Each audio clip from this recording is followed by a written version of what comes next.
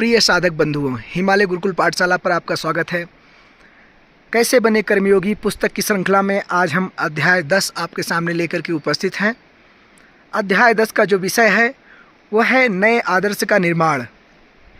हे सब थके हुए और बोझ से दबे हुए मित्रों, हजारों सालों पहले भगवान ने मनुष्य को विश्वास के साथ कर्म करने के महत्व को समझाया था।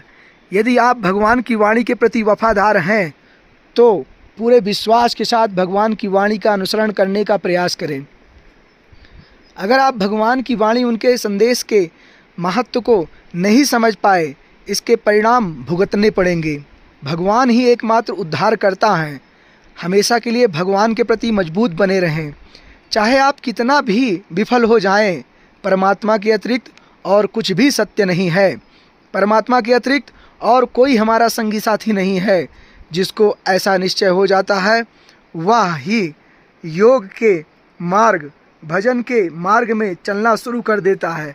पहले परमात्मा के शरणागत हो जाएं और फिर अपने कर्म को शुरू करें। भगवान कहते हैं, जरा मरण मोक्षाय मामाश्रित्य यतन्ति ये ते ब्रह्म तद्विदुः कृष्णम अध्यात्मम कर्म चाखिलम।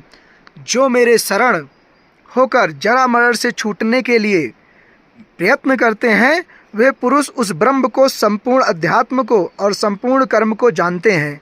जरा मरण मोक्षार्थम, मोक्ष प्राप्ति के लिए इस श्लोक में दो बातें समझना जरूरी है।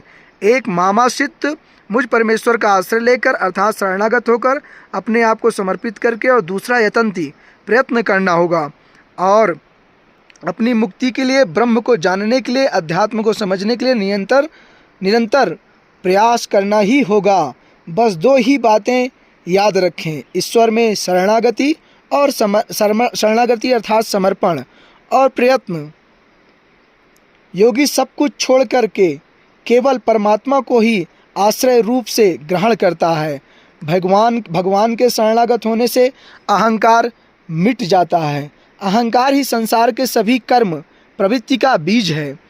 कर्म के लिए सभी प्रयत्न करते हैं, लेकिन निष्काम, आसक्ति रहित होकर, मोह रहित होकर कर्म करने से ही व्यक्ति मुक्त हो जाते हैं, तत्वज्ञ हो जाते हैं। इसलिए समर्पण और प्रयत्न का नया आदर्श को अपने जीवन में स्थापना करें और जीवन की यात्रा में आगे बढ़ें।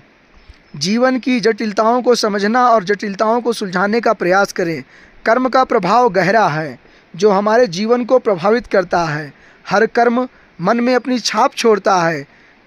अनजाने में संस्कार नई आदतों को जन्म देता है। मनुष्य जो कर्म करता है उसके छाप को मिटा नहीं सकते। कर्म का छाप मन में अस्थायी रहते हैं, अंततः पूरे जीवन भर।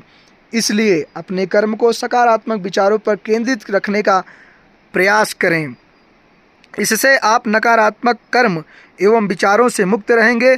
साथ में काम करते समय आत्मविश्वास, ऊर्जा और उत्साह से भरपूर रहेंगे।